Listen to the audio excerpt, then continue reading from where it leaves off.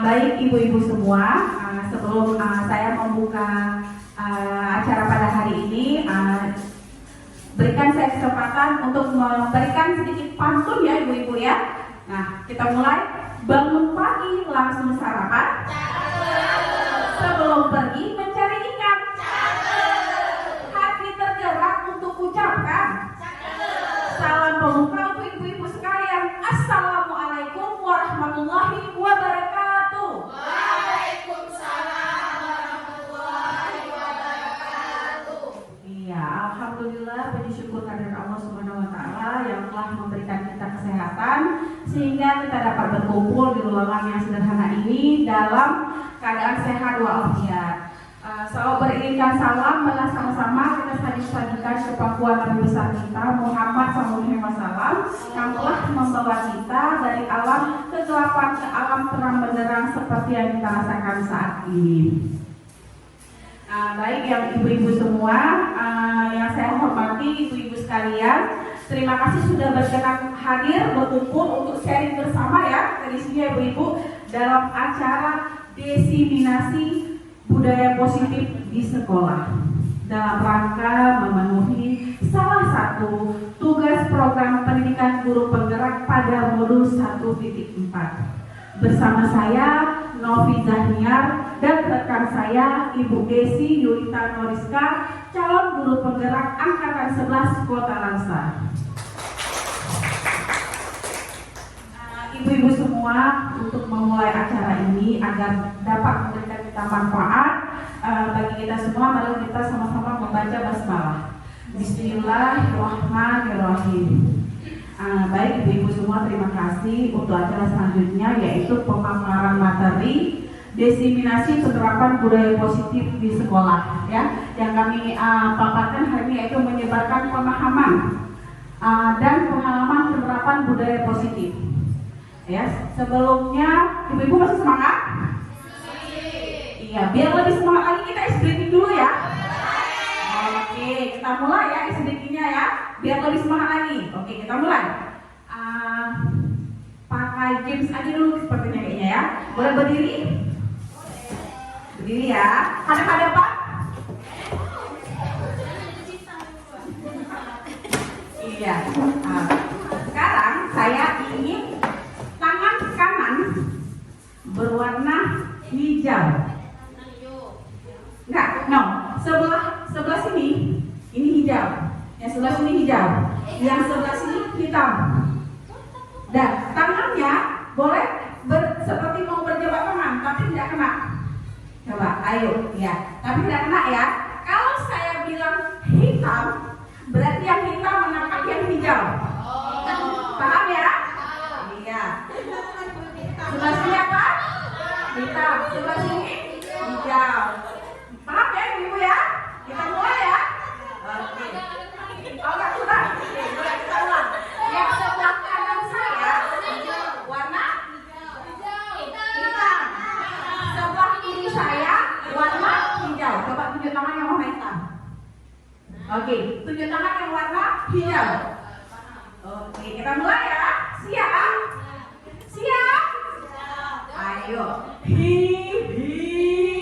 Hiduplah ya belum ya. Hijau hitam hijau hitam hijau hitam hijau hitam.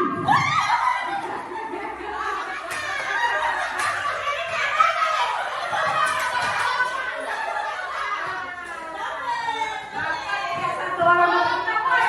Ayo biar lebih fokus. Ini kok pegang dua. Ya. Oke, kita mulai ya. Hitam hijau hitam hijau hitam hijau hijau.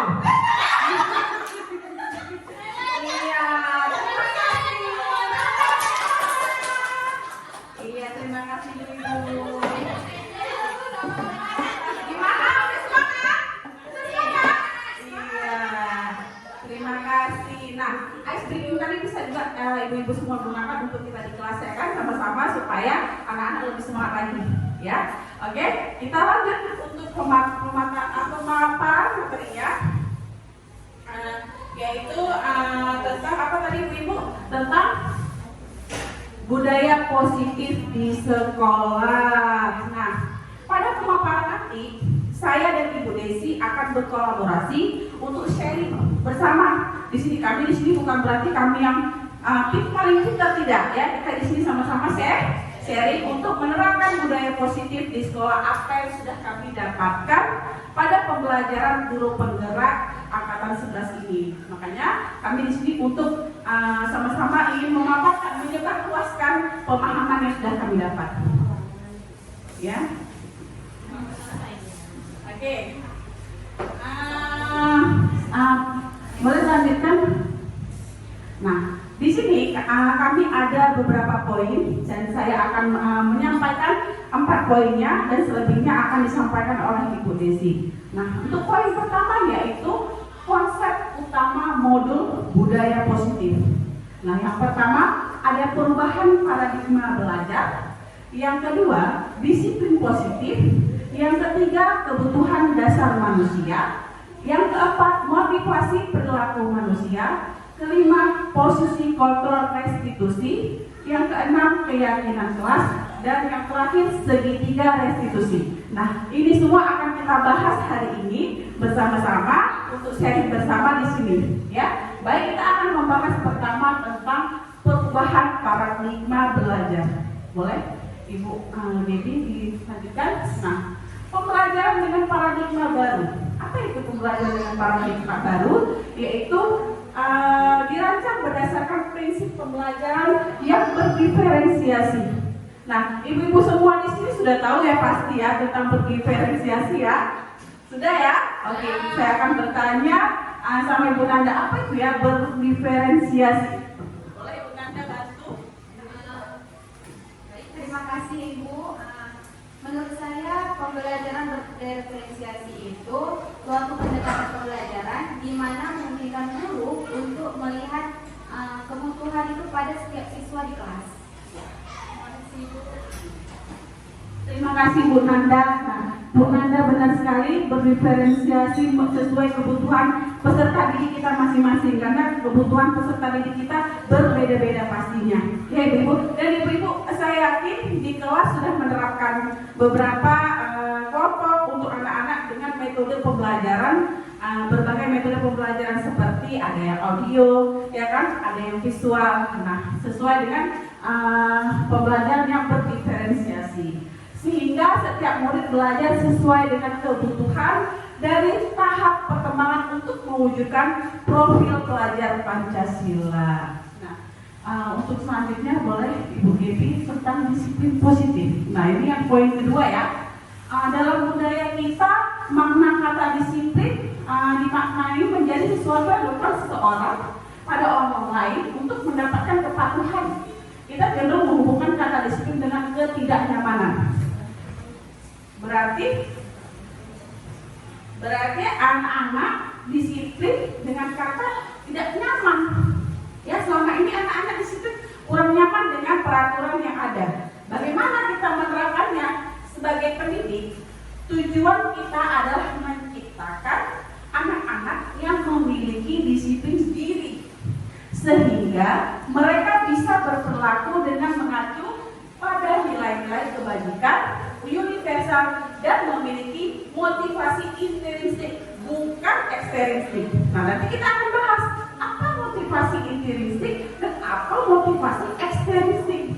Ya, disiplin positif merupakan salah satu cara penerapan disiplin yang bertujuan untuk menumbuhkan kesadaran serta memberdayakan anak untuk melakukan sesuatu tanpa sogokan, tanpa ancaman maupun hukuman. Nah, itu yang akan kita terapkan ke depannya. Nah, selanjutnya yang poin ketiga yaitu kebutuhan dasar manusia. Apa saja kebutuhan dasar kita? Yang pertama apa? Bertahan hidup, kasih sayang, dan rasa terima kasih. Nah, selanjutnya apa? Penguasaan. Selanjutnya apa? Kebebasan. Dan yang terakhir, kesenangan. Itu adalah kebutuhan dasar manusia. Nah, motivasi perilaku manusia. Motivasi itu apa ya? Dorongan kan, ibu-ibu. Nah, anak-anak bagaimana memotivasikannya? Motivasi merupakan dorongan yang timbul pada diri seseorang secara sadar atau tidak sadar untuk melakukan sesuatu tindakan dengan tujuan tertentu. Nah, yang pertama, menghindari ketidaknyamanan dan hukuman. Selama ini kita jujur saja ya, kita selalu melakukan anak disiplin itu dengan apa? Hukuman ya, pastinya ya ibu-ibu ya. Iya, di sini kita akan menerapkan hal baru, disiplin positif baru untuk tidak secara langsung menghukum anak-anak supaya menghilangkan rasa ketidaknyamanan pada anak peserta didik kita. Murid melakukan disiplin diri karena dia takut dihukum. Nah, ini merupakan motivasi ekstrinsik yang kita bahas tadi ya. Nah, mendapatkan imbalan atau penghargaan dari orang lain. Murid melakukan disiplin diri karena dia ingin mendapatkan imbalan. Ini merupakan motivasi ekstrinsik. Nah, di sini kita mau cari intrinsik gimana? Menghargai nilai-nilai lebih kebajikan diri sendiri. Murid melakukan disiplin diri karena sadar akan kebajikan dirinya. Ini merupakan motivasi intrinsik.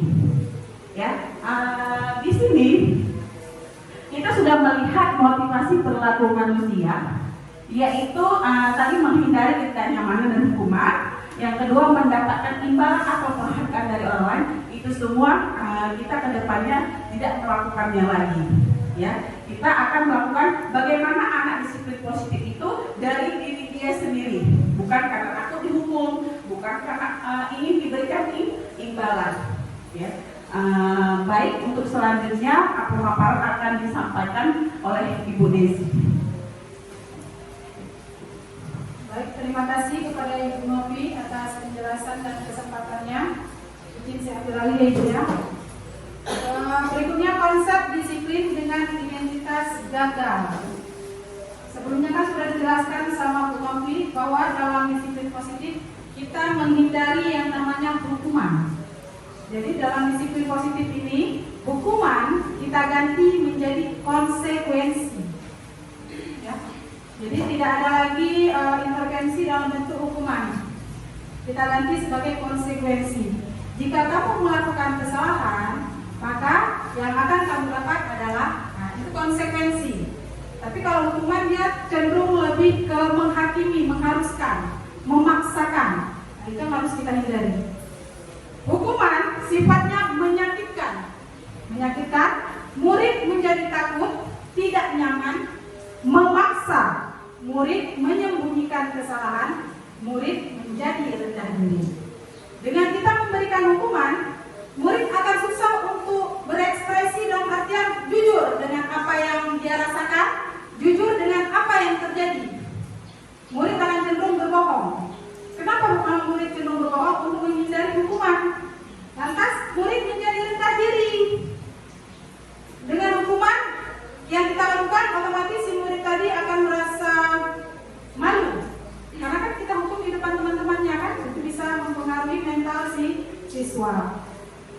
Yang berikutnya penghargaan. Penghargaan, selama ini kan kita beranggapan penghargaan kepada siswa itu hal yang sangat positif. Jadi selama kami belajar di grup penggerak ini, kami mengetahui bahwa tidak semua penghargaan itu bisa berefek positif. Jadi penghargaan yang tidak efektif dapat merusak hubungan atau sifat diri. Kenapa? Karena si anak bisa jadi dia melakukan sesuatu atau berbuat sesuatu semata-mata karena ingin mendapat penghargaan, bukan karena kesadaran akan kebutuhan dirinya, bukan karena kesadaran akan kemampuan dirinya sendiri. Jadi motivasi dari dalam diri tidak ada, cenderung mengharapkan imbalan atau penghargaan. Kemudian mematikan kreativitas. Anak yang mengejar penghargaan, dia fokusnya hanya kepada hal-hal yang sifatnya ada penghargaannya. Kalau tidak dikasih penghargaan, dia tidak akan berusaha. Jadi bisa mematikan kreativitas anak. Menghukum dengan sistem ranking. Jadi karena apa? Sekarang kan kita kurikulum Merdeka ini kan sudah tidak diberlakukan lagi ranking. Ini salah satu imbas dari penghargaan tadi. Kemudian merampas hak menghargai dirinya. Tadi seperti disebutkan di awal, melalui penghargaan ini si anak jadi susah untuk berusaha melakukan sesuatu berdasarkan kemampuan dirinya, kesadaran dirinya, melainkan karena ada yang diharap. Next, Bu. Yang berikutnya konsekuensi, yang tadi kita katakan perbedaan konsekuensi dan hukuman. Di sini kita lebih beralih kepada hal yang positif, yaitu dari yang sebelum hukuman kita beralih menjadi konsekuensi. Efek atau imbas dari konsekuensi yang kita lakukan apa? Pengakuan jangka pendek, kemudian perlu monitoring berkelanjutan, stimulus respon, murid menghormati peraturan, kehilangan waktu untuk merenungi kesalahan. Restitusi ini ke tahap perbaikan masalah, ya. Restitusi tahap perbaikan masalah atau kesalahan. Di tahap restitusi ini murid bertanggung jawab untuk perilakunya, fokus pada pemecahan masalah jangka panjang, murid menghormati dirinya dan orang lain, yang dikontrol dirinya, memegang kontrol, murid bersemangat memperbaiki kesalahan. Jadi di sini ada dua, imbas penerapan dari konsekuensi dan restitusi. Kalau konsekuensi yang kita lakukan itu sifatnya hanya jangka pendek. Setelah konsekuensi tadi dilakukan oleh anak, si anak akan lupa. Karena itu sudah selesai, yang dilakukan tadi sudah selesai. Konsekuensi dia melakukan kesalahan tadi sudah selesai. Tapi kalau kita menerapkan dengan sistem restitusi, si anak akan belajar. Oh, hal yang dia lakukan ini salah. Karena hal tersebut salah, bagaimana nanti ke depannya tindakan yang harus dilakukan agar tidak terulang lagi kesalahan yang sama. Itu perbedaan konsekuensi dan restitusi. Kemudian kalau konsekuensi perlu monitoring berkelanjutan. Harus kita pantau. Karena dia bersifat konsekuensi. Ibaratnya akibat dari sebab yang dilakukan. Jadi harus ada monitoring. Kalau dalam restitusi fokus pada pemecahan masalah jangka panjang. Karena di tahap restitusi kita menanyakan keyakinan si anak. Kedepannya apa yang akan dilakukan? Kita berikan gambaran. Kalau kamu seperti ini, nanti kedepannya bagaimana? Jika si anak sudah menyadari kesalahan, lantas kedepannya apa yang akan kamu lakukan? Maka dikatakan dalam tahap restitusi fokus pada pemecahan masalah jangka panjang. Kemudian murid menghormati dirinya dan orang lain. Kenapa bisa dikatakan murid menghormati dirinya dan orang lain? Karena si murid ini kita ajak sharing tentang diri dia, apa yang dia rasakan dan apa yang ia inginkan ke depannya. Untuk teori kontrol, karena di sini kita di tahap restitusi ini siswa kita berikan kontrol untuk mengutarakan kemauannya dan mengekspresikan kesalahannya, maka di situ secara tidak langsung kita memberikan kontrol kepada siswa untuk ekspresi. Jadi tidak ada pengekangan. Biasa kan kita sering, kamu kenapa seperti ini? Kenapa kamu marah-marah saja? Kenapa kamu pukul kawanmu? Itu kan kita yang mengontrol, kita yang mengarahkan. Itu perbuatan yang salah. Langsung kita yang mengontrol, kita yang memberikan jawaban.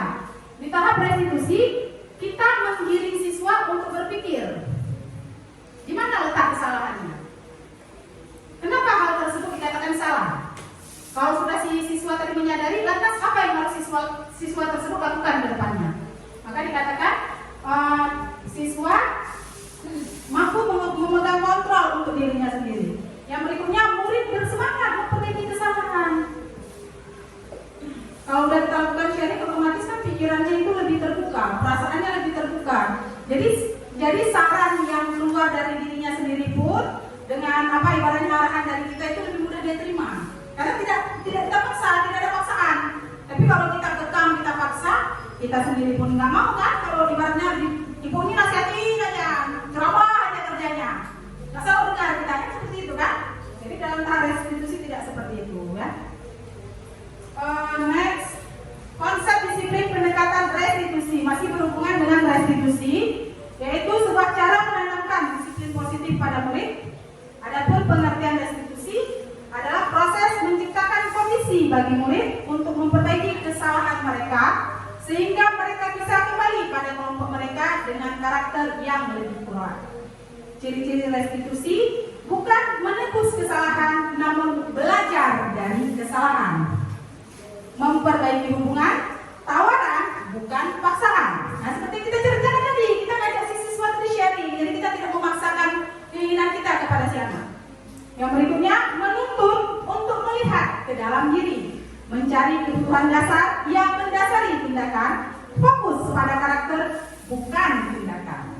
Jadi kita tidak fokus kepada kesalahan yang si anak buat, melainkan karakter si anak. Kenapa dia melakukan hal tersebut? Pasti kan ada yang memotivasi, ada yang mendasari. Itu yang kita fokuskan. Kemudian menguatkan dan fokus pada solusi. Jadi mengenai pendekatan restitusi tadi, mungkin rekan-rekan kita di sini kita udah sering melakukan ya Bapak Ibu ya. Untuk pendekatan restitusi, yakin saya di antara kita udah sering melakukan. Cuman mungkin dulu belum terkonsep dalam teori pembelajaran seperti ini, ya kan? Yakin saya kita sudah pernah lakukan. Ibaratnya apalagi guru SD. Kita panggil siswa, kita sharing dengan siswa, kita tanya penyebabnya kenapa dia menangis, kan seperti itu ya. Yakin saya kita semua sudah melakukan, cuman belum terkonsep aja dalam suatu teori yang disebut restitusi. Mengenai restitusi ini mungkin Bapak Ibu ada yang ingin berbagi sharing atau masukan atau pengalaman? Silakan. Mungkin pengalaman pribadi. Kan kita saling berbagi informasi. Karena kami pun di sini ya, yang kami tahu kan sekedar textbook aja. Teori kontrol lapangannya kan, ya beda-beda tipis lah kita. Mungkin ada bukunan tadi ini banyak ini. Restitusinya, restitusi bukunan dalam banget di kelas 1 soalnya. Bagaimana melakukannya? Kalau Punanda itu bagaimana kelas 1 kan itu aktif, sangat aktif itu kelas 1 itu lah. Itu gimana itu Bu? Mungkin Ibu bisa kasih masukan sharing sama kami Ibu, sama kita semua. Silakan Punanda. Terima kasih Ibu. Sedikit berbicara pengalaman saya di kelas 1. Baru-baru ini ada anak kelas saya sendiri Bu ya. Itu susah sekali kalau untuk belajar dengan guru yang lain. Masih harus fokus ke saya. Itu baru-baru aja karena biasanya orang tuanya sampai 2 minggu masih dalam kelas gitu. Tidak mau pisah dengan orang tuanya gitu kan. Jadi saya coba berbicara dengan dia sedikit-sedikit lah, sedikit-sedikit menarik biar dia mau belajar. Memberi pemahaman sedikit dengan dia. Tapi untuk saat ini baru sama saya mau. Sama guru lain itu belum mau. Belum terbuka. Iya, belum terbuka sama guru yang lain. Kemudian ada beberapa siswa juga satu lagi ini kayak apa ya, kalau sudah marah sedikit itu habis bukunya dicampak semua. Nah, itu sampai ya kalau tampil bukan yang sampai jerit-jerit ya, itu cuma dia robek-robek bukunya sendiri, dibuangin semuanya. Ada yang sampai uang jajan ini koyak-koyak kan. Ya, terima kasih Bu Nanda untuk sharing informasi dan masalahnya. Berarti dapat kita simpulkan dari permasalahan Bu Nanda, kalau kita larikan ke konsep restitusi tadi, pertama yang harus Bu Nanda lakukan adalah validasi tindakan. Memvalidasi tindakan yang salah ya. Jadi kita panggil siswanya, kita tanya perasaannya, kemudian kita bersikap seakan-akan kita paham dengan rasa sedih, rasa tantrum si anak tadi, rasa marah kita seakan-akan paham. Jadi bisa kita ungkapkan dengan pernyataan, iya ibu paham dengan perasaanmu gitu. Ibu paham dengan perasaanmu. Mungkin ibu juga kalau seperti kamu, ibu juga akan sedih, seperti itu. Jadi seakan-akan kita memihaknya, bukan seakan-akan, memang harus kita memihak si anak. Gitu. Karena konsep di pendidikan sekarang ini, kita guru memang sifatnya harus menuntut, memihak dan menghamba kepada siswa. Jadi seperti itu. Kemudian tahap yang kedua setelah anak tadi menceritakan di mana yang buat dia nggak nyaman, di mana yang buat dia marah, di mana yang buat kesal. Bisa jadi kan permasalahan di rumah mungkin. Waktu dia pergi tadi mungkin ada masalah di rumah yang belum selesai, terbawa ke sekolah, gitu kan. Jadi dia bad mood di sekolah, itu bisa kita tanyakan. Kemudian tahap yang kedua setelah validasi tindakan, tahap yang kedua menanyakan kepada anak bagaimana cara. Baik, saya akan menambahkan sedikit ya. Tadi pertama Bu Desi sudah sudah mengatakan awal mula itu kita harus bertanya dulu sama anak dan kita berada di posisi yang sama, bahwasanya mungkin kalau ibu juga di posisi kamu, ibu juga seperti kamu ya, seperti itu ya gambarannya. Nah setelah itu kita tanya kembali sama anak, menurut kamu apa yang sudah kamu lakukan ini salah atau benar nak? Kita tanya sama anak. Nah kawan-kawan kamu bagaimana di kelasnya? Belajar dengan tertib atau bagaimana? Kita kasih gambaran biar dia berpikir apa yang sudah dia lakukan itu salah atau benar.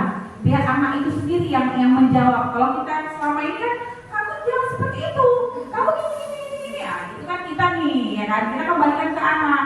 Bagaimana anak menurut kamu, kamu salah nggak dengan melakukan hal yang seperti ini di kelas, mengganggu nggak teman-teman yang lain?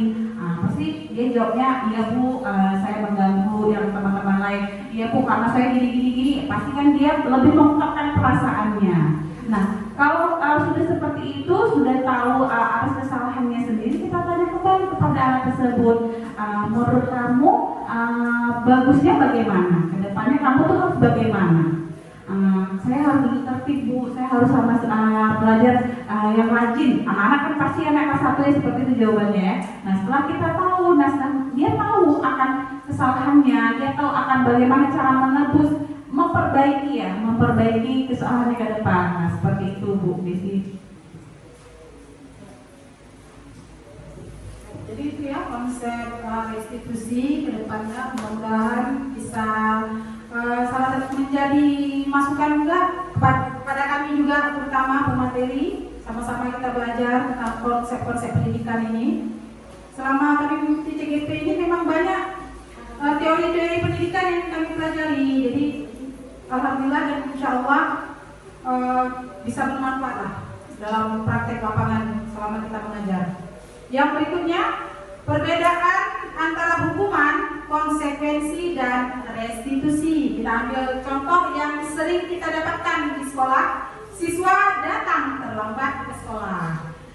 Kalau siswa datang terlambat ke sekolah, guru menghukum siswa tersebut lari keliling lapangan sebanyak 7 putaran. Nah, itu merupakan hukuman.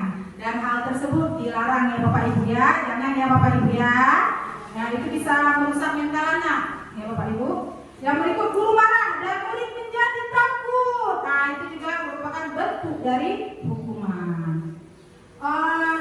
Lantas, guru memberikan konsekuensi untuk berdiri di depan kelas atau guru tegas dan siswa menghormati peraturan. Itu merupakan konsekuensi. Karena si anak tadi terlambat pergi sekolah, maka konsekuensinya adalah berdiri di depan kelas. Jadi kalau konsekuensi ini sering kita jumpai pada keyakinan kelas. Nah, jadi di keyakinan kelas kita yang membuat semacam kesepakatan kelas. Kita sepakati dengan anak-anak apa yang harus anak-anak tadi lakukan dan apa yang tidak boleh anak lakukan. Sebenarnya bukan tidak boleh, dalam keyakinan kelas kita menghindari kata negatif. Ya, jadi kita menghindari kata jangan dan tidak, itu kita hindari. Jadi yang kita gunakan hanya kata-kata yang positif. Jadi konsekuensi ini biasanya kita jumpai pada peraturan keyakinan kelas. Si anak datang terlambat, kita sepakati bahwasanya kalau kamu datang terlambat, kamu berdiri di depan kelas. Itu konsekuensinya dan sering kita jumpai di keyakinan kelas. Berikutnya restitusi. Restitusi yaitu guru menanyakan keyakinan kelas dan dirinya dan membantu siswa menyelesaikan masalahnya. Selanjutnya, guru terbuka dan siswa menghormati dirinya dan orang lain. Yang seperti kita jelaskan tadi, kita tanya, kenapa kamu datang terlambat hari ini? Nah, itu bisa banyak alasannya, beragam.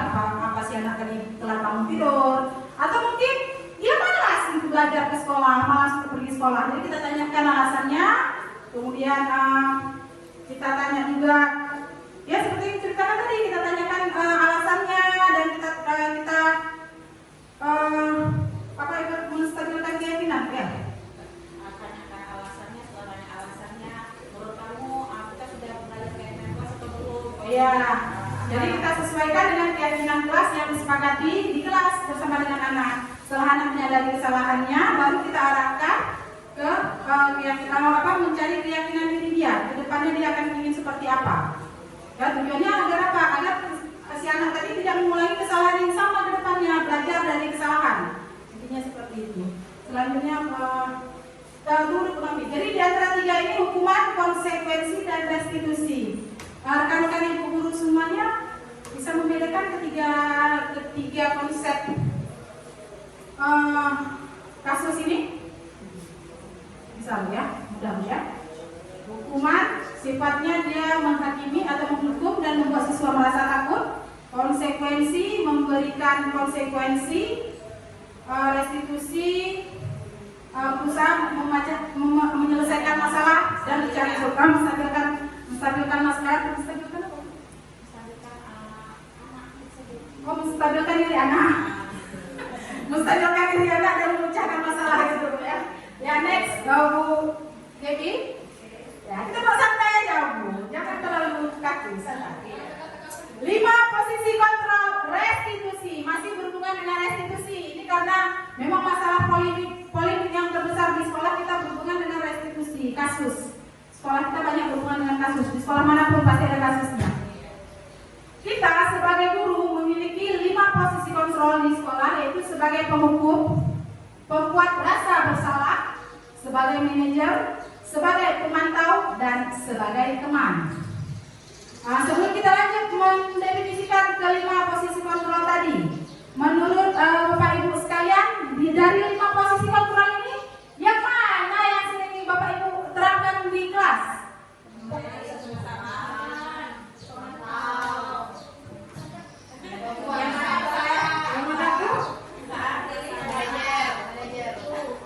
Assalamualaikum warahmatullahi wabarakatuh.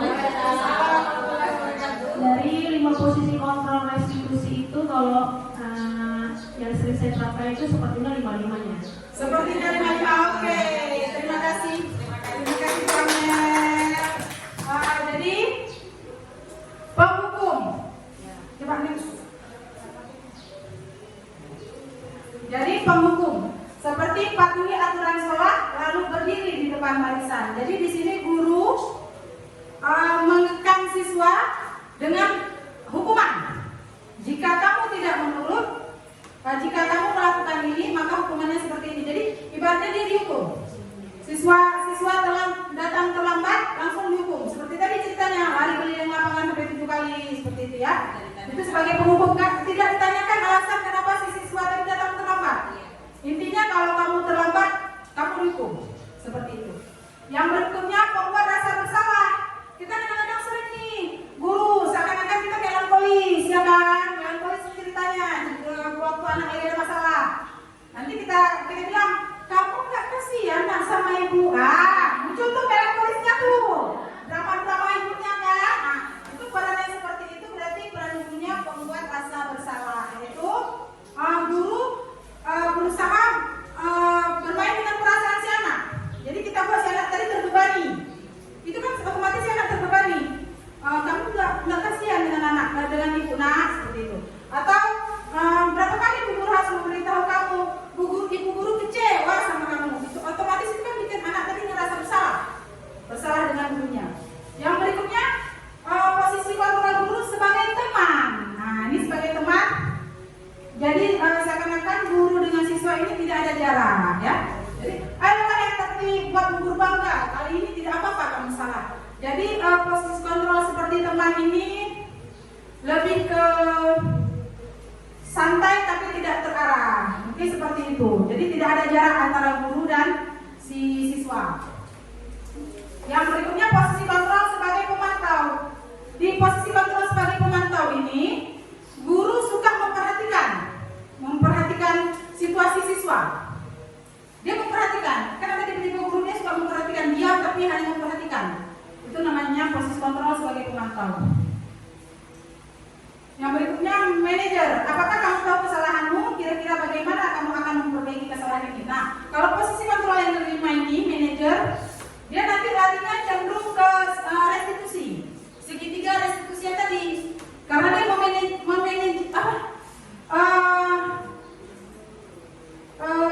ibaratnya apa istilahnya? Mengakomodasi siswa tadi. Misalnya dilihat siswa tadi ada masalah, itu dilakukan tahapan segitiga restitusi. Itu namanya sifatnya manajer. Pada posisi kontrol manajer, guru menghindari yang namanya hukuman.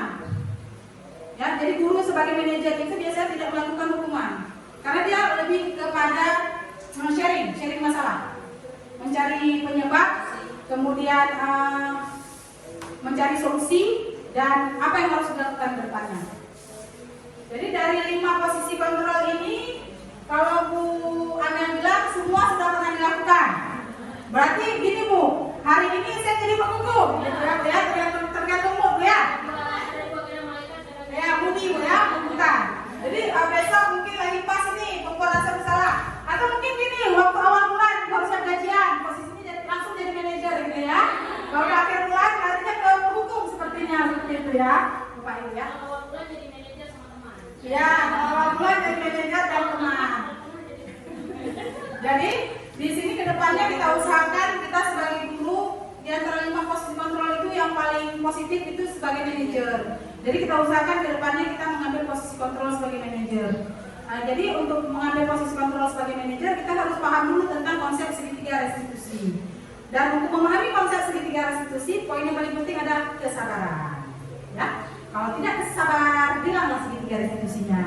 Ya seperti itu Bapak Ibu ya. Yang berikutnya keyakinan kelas.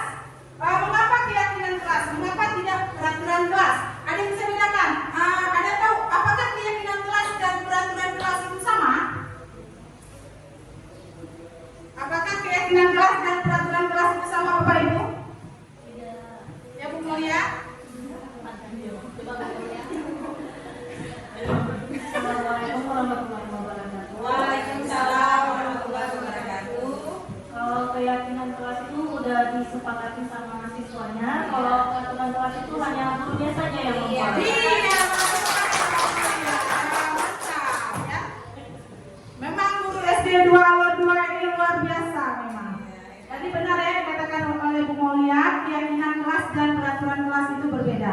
Kalau keyakinan kelas itu kesepakatan yang sudah kita sepakati bersama. Tapi kalau peraturan kelas dia itu sesuatu yang sudah ditetapkan dan harus dijalankan. Jadi seperti itu. Dalam keyakinan kelas, coba next Bu. Ya. Dalam membuat keyakinan kelas, pertama ini kita diskusikan dengan anak-anak. Hari ini Nak, kita ingin membuat keyakinan kelas. Apa yang akan kita sepakati? Kita diskusikan dengan anak-anak tadi. Kita berdiskusi tentang peraturan yang ingin kita terapkan di kelas. Kita ajak anak untuk berdiskusi. Tidak semata hanya guru saja yang membuat keputusan. Anak harus kita libatkan. Kemudian merumuskan peraturan menjadi keyakinan. Tadi kan sudah kita tentukan peraturan apa nih di kelas ini. Kita maunya kelas kita seperti apa. Kita ubah tadi ke dalam bentuk keyakinan. Kemudian keyakinan kelas tadi kita tempel pakai ini aja Bu, apa? Pakai post-it. Jadi anak-anak kita bagikan post-it tadi satu-satu. Kita tanyakan, anak menurut kalian apa nih yang cocok hari ini di kelas kita, keyakinan kelas kita tentang apa? Nanti anak-anak kita suruh maju ke depan, kita suruh tempelkan post-itnya. Jadi seperti itu. Nanti next Bu Gaby. Contohnya ini keyakinan kelas yang kelas 4 ya, yang sudah pernah kami buat. Di sini kami mensepakati bahwa tidak selama di kelas anak-anak harus disiplin waktu. Disiplin waktu, kemudian belajar dengan antusias, semangat dan percaya diri. Kemudian yang ketiga, saling menjaga kebersihan dan keindahan. Yang keempat, saling menghormati sesama. Yang kelima, saling membantu dan bekerja sama. Yang keenam, menghargai guru dan teman yang sedang berbicara. Yang ketujuh, selalu menerapkan 5S, yaitu senyum, sapa, salam, sopan dan santun. Yang kedelapan, gemar membaca dan menulis sebagai budaya literasi. Kembali saya ingatkan, dalam keyakinan kelas kita menghindari kata-kata yang negatif. Jadi sebisa mungkin kata-kata yang negatif tadi kita ubah menjadi ungkapan yang positif. Jadi tidak boleh ada kata tidak dan jangan ada kata-kata larangan di situ. Kita ubah sebisa mungkin kita ubah menjadi kalimat yang positif. Itu ya dalam hal keyakinan kelas. Berikutnya, bagaimana pembentukan keyakinan kelas? Nah, jadi di kelas 4 yang pertama, keyakinan kelas itu dia sifatnya lebih abstrak dari peraturan. Itu artinya lebih abstrak dari peraturan itu artinya tidak dibatasi. Tidak dibatasi. Dia sifatnya universal. Kemudian berupa pernyataan universal, kemudian dibuat dalam bentuk positif, sedikit saja agar mudah diingat. Jadi keyakinan kelas dia pentingnya aja, jangan kita buat seperti karangan bebas nanti anak-anak susah mengingat. Berikutnya sesuai dengan kondisi kelas dan sekolah agar mudah diterapkan. Nah, jadi setiap kelas kan beda-beda nih kondisinya. Contohnya kayak kelas Benanda kelas 1 dengan kelas saya yang kelas 4 kan kondisi kelasnya berbeda. Kondisi kelasnya berbeda, kondisi anaknya juga berbeda. Otomatis keyakinan kelasnya juga pasti berbeda. Kemudian semua warga kelas sekolah dilibatkan saat membuat keyakinan kelas. Jadi nggak boleh kita keyakinan kelas kita buat sendiri, kita print langsung kita tempel. Ini ya anak-anak keyakinan kelas kita. Itu tidak boleh. Di keyakinan kelas ini kita harus ajak anak-anak juga untuk mensepakati bersama. Tujuannya apa? Jika terjadi pelanggaran seperti tadi, kita bisa melakukan tahap restitusi tadi dengan menanyakan kembali keyakinan kelas yang pernah kita sepakati. Jadi seperti itu. Mungkin di sini Bapak Ibu ada yang sudah pernah menerapkan keyakinan kelas di kelasnya, atau mungkin bukan dalam bentuk keyakinan kelas tapi menyerupai. Ajak anak-anak untuk membuat keyakinan bersama. Ada ya Bapak Ibu ya? Ada, saya yakin ada. Kita sudah menjalankan, hanya mungkin bahasanya aja belum terlalu difokuskan. Oke, berikutnya Bibi. Nah, ini dia segitiga restitusi. Segitiga restitusi. Dalam segitiga restitusi ada 3 tahapan yang akan kita jalankan. Yang pertama, menstabilkan identitas. Kita semua akan melakukan hal terbaik yang bisa kita lakukan. Menstabilkan identitas di sini yang tadi Bapak Ibu. Ya, kita bertanya ke anak ya. Kemudian validasi tindakan yang salah. Anak tadi melakukan kesalahan, kenapa? Apa penyebab dia melakukan kesalahan tadi? Kenapa dia ibaratnya datangnya terlambat? Itu validasi tindakan yang salah. Yang ketiga, menanyakan keyakinan kita semua. Menanyakan keyakinan. Kedepannya si anak tadi ingin seperti apa? Kan nggak mungkin si anak tadi kedepannya bakal mau terusan terlambat. Pasti kan ada dalam diri dia itu ingin berusaha melakukan yang terbaik untuk dirinya sendiri kan? Itu tergantung kita bagaimana kita mengarahkan. Jadi itu memberikan motivasi internal kepada anak. Bahwasanya oh ya kedepannya saya tidak akan terlambat lagi. Seperti itu.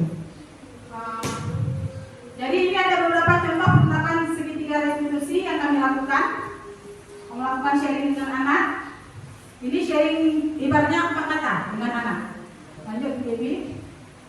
Kemudian setelah kita lakukan sharing dengan anak tadi, kita tanyakan tanggapan si anak, bagaimana si anak perasaannya setelah kita lakukan sharing. Apa mungkin si anak terbebani, gitu kan? Bisa jadi tahapan segitiga restitusi kita tadi tidak berjalan seperti kita harapkan. Bukannya si anak makin rileks, ini malah makin tertekan. Pulang-pulang nanti kasih selera makan, kan seperti itu kan? Jadi kita tanya juga tanggapan si anak tadi bagaimana. Tapi alhamdulillah yang kami lakukan kemarin dalam segitiga restitusi yang pernah ya, tanggapan dari anak-anak alhamdulillah positif. Jadi insya Allah tidak ada masalah.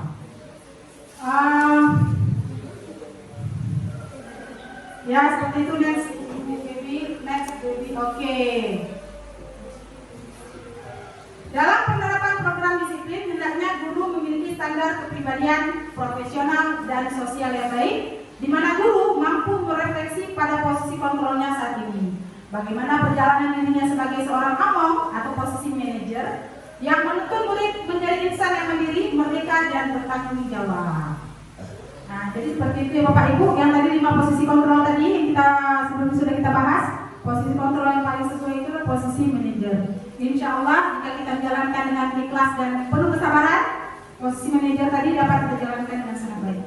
Baiklah, untuk selanjutnya akan saya kembalikan lagi kepada Bu Nopi. Mungkin Bu Nopi ingin memberikan tambahan materi atau mungkin ice breaking lagi, gitu kan? Kita kan nggak tahu nih kalau ada ice breaking sepertinya dari Bu Nopi ya, yang semangat. Oke, kepada Bu Nopi kami persilakan. Baik, terima kasih Ibu Desi untuk pemaparannya tadi. Bagaimana Ibu semua? Kayaknya ada request ya dari teman-teman sekalian untuk ice breaking lagi ya. Baik, kita mulai ya. Tapi ini menggunakan suara yang lebih semangat lagi ya, yuk. Buka mulut tertawa 3 kali. Kurang suaranya. Ulang dong. Buka mulut tertawa 3 kali. Buka mulut tertawa 2 kali. Buka mulut tertawa 1 kali.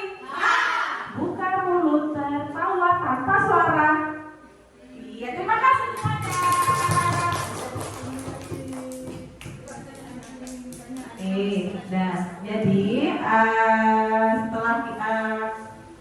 sepertinya saya melihat ibu-ibu ada yang mungkin masih bingung atau bagaimana, boleh ditanyakan, kita sharing sama-sama di sini. Seperti dikatakan Bu Desi tadi, setiap kesepakatan kelas itu berbeda-beda ya Bu Desi ya. Begitu pula dengan saya kemarin juga sudah buat kesepakatan kelas tentang berhubung saya guru olahraga. Salah satunya kesepakatan kelas kami yaitu anak-anak dengan pakaian lengkap olahraga baru boleh melaksanakan kegiatan olahraga. Nah, kalau anak-anak tersebut tidak menggunakan pakaian lengkap olahraga, anak-anak tersebut sama-sama sepakat untuk tidak melakukan aktivitas olahraga di lapangan. Nah, dengan adanya kesepakatan kelas seperti itu, saya nggak buang-buang energi untuk marah-marah di lapangan. Biasanya selama ini sebelum ada kesepakatan kelas, saya marah dengan anak, kenapa tidak menggunakan pakaian olahraga dengan lengkap, sedangkan hari ini jam olahraga, jam prakteknya. Nah, jadi dengan adanya kesepakatan kelas, mereka sudah paham dengan melanggar dengan tidak sesuai dengan peraturan kelas, anak-anak sudah tahu nih, saya hari ini nggak olahraga karena kesepakatan kelas kemarin kita sepakati bersama. Jika tidak berpakaian lengkap, tidak boleh melakukan aktivitas olahraga. Nah, anak sudah paham. Begitu kita buat kesepakatan kelas, kita juga minta persetujuan anak-anak dengan cara ya boleh kita buat tanda tangan, boleh kita buat cap jempol untuk kita tempelkan di dinding. Nah, jadi anak-anak bisa membaca, bisa melihat apa yang sudah mereka sepakati bersama di kelas. Sedikit tambahan mengenai kesepakatan kelas khusus untuk kelas 1 nih Bu Nanda, Bu Molia. Kami kemarin di pelatihan kan ada dapat informasi juga ya dari PP kami dan Ibu Fasil. Untuk kesepakatan kelas, itu kelas 1 kan kebanyakan siswa belum lancar membaca dan menulis, apalagi di tahun ajaran. Jadi bagaimana cara kita melakukan kesepakatan kelasnya? Itu bisa berbentuk gambar, jadi media gambar. Anak-anak tadi kita suruh pilih media gambar mana yang paling sesuai, itu ditempelkan ke depan. Nah, seperti itu. Jadi bisa diakal-akali. Biarpun kelas rendah masih bisa kita akal-akali. Seperti itu ya Bapak Ibu ya. Kalau tidak efektif.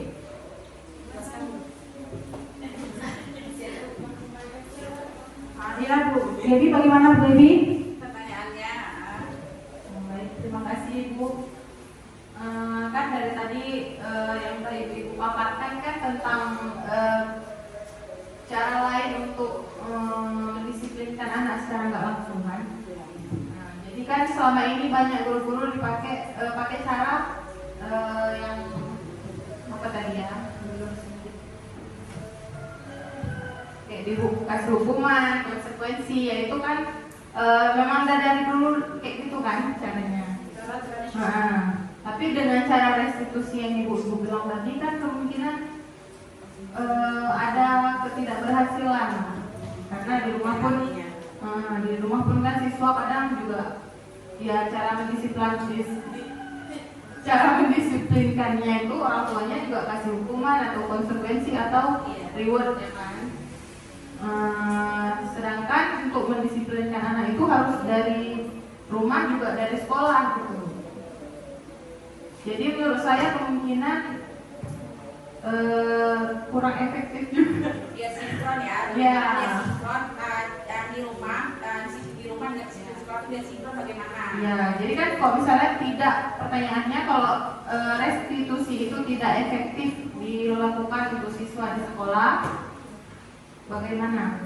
Apa kita masih berlakukan hukuman kecil kayak gitu atau dalam bentuk peringatan gitu lah, dikasih peringatan dulu. Cara langsung konsekuensi juga ya. Baik. Pak, terima kasih kepada Ibu Devi atas pertanyaannya. Jadi sedikit saya ingin meluruskan. Sebenarnya bukan konsep restitusinya yang tidak berjalan, tapi kita yang melaksanakannya yang mungkin masih kurang maksimal. Jadi seperti itu. Karena kenapa? Sebelumnya kan sudah dijelaskan tentang motivasi ekstrinsik dan motivasi intrinsik. Kalau motivasi ekstrinsik yang motivasi dari luar itu sifatnya dia tidak jangka panjang, dia jangka pendek. Jadi yang kita tekankan di sini adalah motivasi intrinsiknya, motivasi dari dalam diri si anak. dengan si anak termotivasi dari dalam, insya Allah ke depannya dia akan melakukan hal yang sama tanpa harus kita ingatkan. Nah, dan motivasi intrinsik tadi itu penerapannya ada dalam segitiga restitusi. Jadi di segitiga restitusi ini yang berusaha kita lakukan adalah di tahap terakhirnya itu menanamkan motivasi dari dalam diri si anak. Tidak hanya kesadaran si anak akan kesalahan yang dia lakukan, tetapi juga motivasi dari dalam diri si anak tadi. Tujuannya apa? Agar kedepannya tadi dapat sifatnya akan jangka panjang. Nah, jadi seperti itu. Kalaupun mungkin pelaksanaannya seperti pertanyaan Bu Gebi belum maksimal, tidak berjalan. Sebenarnya bukan teori konsepnya itu yang tidak efektif. Mungkin pelaksanaan dari kita mungkin kurang mendekati ke hati si anak. Kurang sabar, atau mungkin gini, si anak tipe yang suka disayang-sayang. Kita ngomongnya lembut, tapi muka kita judes, jadi nggak nyampe ke kalbu anak, hati si anak nggak dapat. Kok bahasa anak sekarang feelnya nggak dapat, Bu. Nah, seperti itu kan. Jadi si anak tadi nggak terbuka, kan kok dia ini ibu nih gertak nih apa netes saya, ini kan seperti itu kan. Jadi itu, dan pendekatannya mungkin lebih kita perbaiki lagi. Kalau kali ini pendekatannya masih muka agak kaku, nanti pendekatan berikutnya dilembutkan lagi ya, seperti itu ya. Jadi lebih ke penerapan dari pendekatan dari kitanya. Bagaimanapun juga kan kita sebagai guru yang lebih tahu anak didik kita kan kita di sekolah ya. Beda kadang-kadang anak di sekolah lain, di rumah lain. Kemudian solusi yang kedua bagaimana? Kita tetap apapun konsep atau apapun teori yang kita pakai, tetap harus ada kolaborasi dengan orang tua. Itu apapun dalam pendidikan yang fokus kita kepada anak, tetap kita harus ada kerjasama dengan si orang tua. Nggak mungkin kita bekerja sendiri, nggak mungkin kita hanya mengajak kerjasama ke rekan sejawat kita aja, itu tidak mungkin. Tetap harus ada komunikasi yang positif antara guru dan orang tua. Zaman sekarang kan udah canggih kan Bapak Ibu ya, bisa lewat WA ya, kita sharing lewat WA, kita chat orang tuanya, kita kasih tahu perkembangan anaknya bagaimana. Insya Allah mungkin yang pertama si orang tua cuek, yang kedua nanti perhatian, kan seperti itu ya.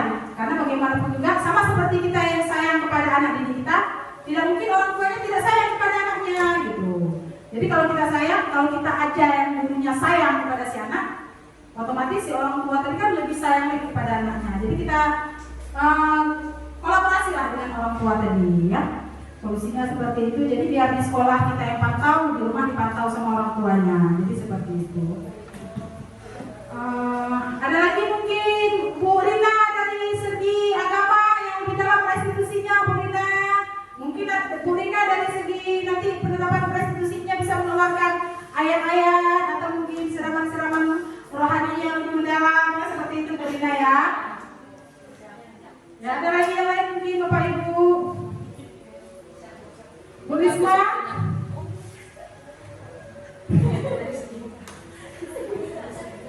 Bu Risma dari segi administrasi mungkin. Enggak ya Bu ya.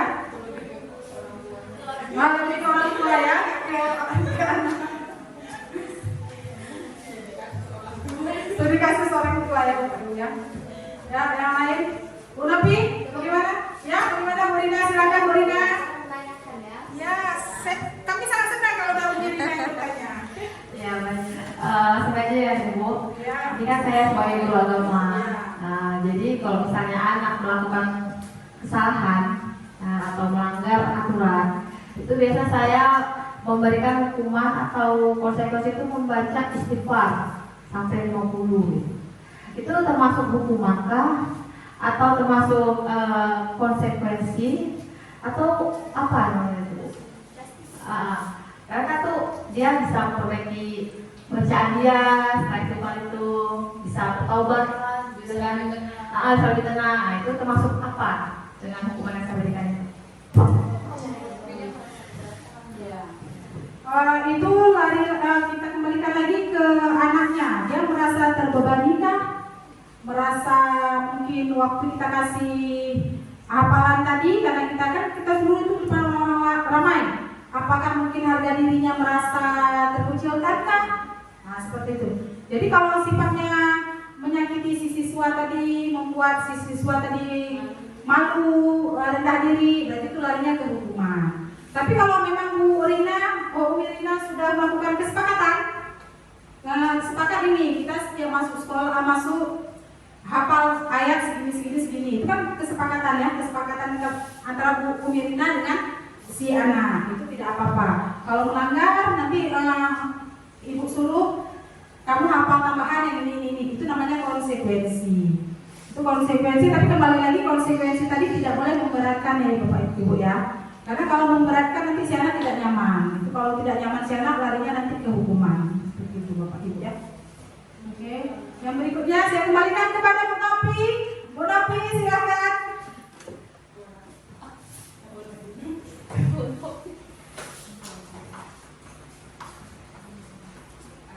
Baik, saya sedikit menambahkan ya tentang Umi Rina tadi ya, tertarik saya sepertinya.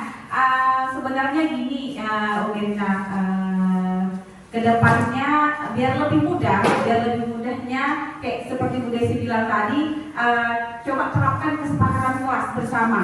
Sama-sama tuh, jadi tahu apa yang akan dilakukan murid tanpa kita bilang lagi. Misalnya tadi Umi Rina bilangnya anak yang tidak gimana, anak yang tidak bicara kotor. Pernah bilang jangan bicara kotor, nanti baca sifat. Iya. Itu pada ngadunya bisa kotor nih. Iya. Tapi harus ngadu dulu sama kita.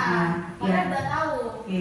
Berarti kalau Umi Rina belum membuat kesepakatan kelas, di situ kan kita belum paham nih anak ini dengan kita suruh istighfar nyaman nggak dia?